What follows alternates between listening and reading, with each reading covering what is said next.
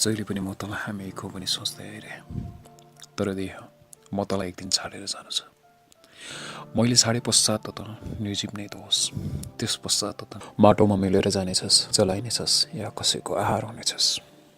म बिना तेरो परवरिश कसले गरोस् र?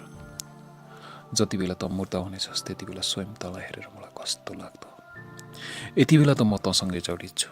सायद उपहार स्वरूप प्रकृतिले तँमा सोच्ने मस्तिष्क दिएको छ।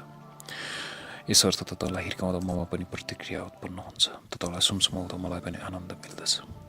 तर मलाई थाहा छैन कि तँलाई छाडे पश्चात पनि कि बिना मस्तिष्क तार्किकता अपनाउन सकुला त।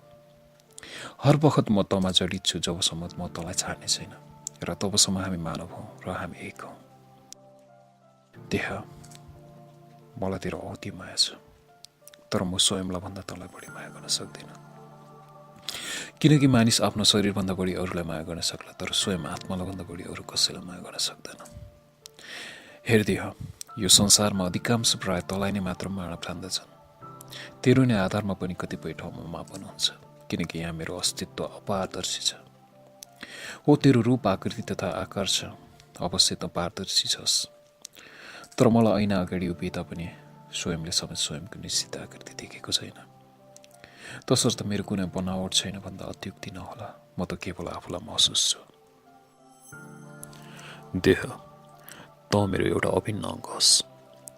तँ बिना मेरो र म बिना तेरो मानव अस्तित्वमा जीवित रहनु सम्भव छैन। तर तँ नै सर्वथा ठान्नेको पनि बाहुल्यता छ यहाँ।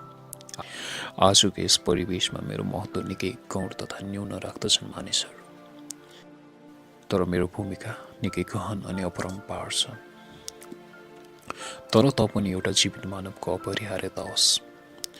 तँमा जडित म, यदि तँमा सन्तुलन रहेन भने ममा पनि विचलन पैदा हुन्छ। तँलाई आराम नभई मस्तिष्कमा निद्रा परेन भने पनि ममा बेचैन उत्पन्न हुन्छ।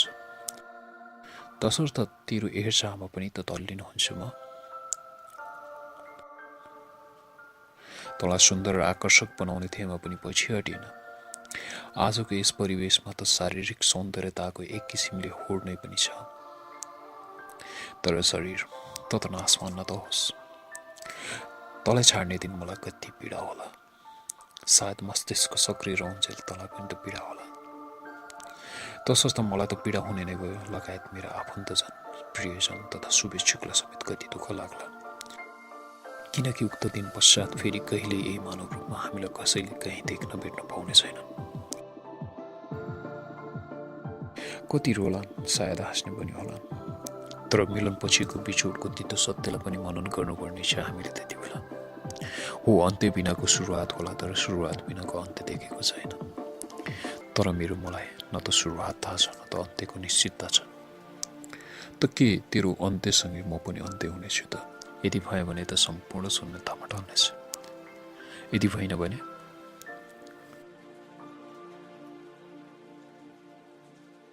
देह, तँलाई छाडे पश्चात म कुन रूपमा पो बोल्ला मलाई थाहा छैन। किनकि अहिले म तँसँग हुन्जेल मानव आत्मा हो र हामी मानव हौ। तँ नै सर्वथा ठान्नेहरू त तेरो अन्त्यसँगै वा अन्तिम क्रियासँगै म पनि सकिएँ अनि मेटिएँ भनी सोच्नेछन्। एकाधले स्मरण गर्ला, कतै हाम्रो मानव भएर आउनुको पहिचान, यो अस्तित्व हाम्रो पिछोडसँगै मेटिन्छ कि? तर होइन, हाम्रो मानव अस्तित्वको खातिर केही गर्नु छ। यो संसारमा आउनुको पनि अर्थ छ, किनकि हरेक चिजमा अर्थ र विशेषता निहित रहन्छन्। तसर्थ हामी यहाँ रहनुको अर्थ खोज्नु छ, स्वयंलाई पहिचान गर्नु छ, स्वयंलाई चिन्नु छ। त्यसैले देह, तँसँग मलाई सकारात्मक विचार शक्तिको पनि आवश्यकता छ। म पनि म भित्रका विकारहरू निकालिदिनेछु। चिन्ताको ठाउँमा चिन्तन अनि ईर्ष्याको ठाउँमा प्रशंसा हामीमा ल्याउनु पर्नेछ। म भित्रका द्वेष, घृणा, ईर्ष्या, घमण्ड, पाप, अपराध, क्रूरता जस्ता आदि आदि प्रष्टहरू पाल्ने छैन, जसको निम्ति मलाई मस्तिष्क र मैले मस्तिष्क नियन्त्रण राख्नु पर्नेछ। हो, हामीले विचार नियन्त्रण र सन्तुलन कायम राख्नु पर्नेछ। मेरो पनि विश्वास दरिलो पार्नेछु र सदा सकारात्मक कार्यको प्रयत्न गर्नेछु। मानव सांसारिक दुःखबाट रत्तिभर टाढा छैन। देह, तैँले पनि त मानव रहँदासम्म कति दुःख कष्ट झेल्दै आइरहेको छस्। मलाई पनि त कति गैन पटक दुख्छ, तर आफूलाई सम्हाल्दै राख्नुपर्छ।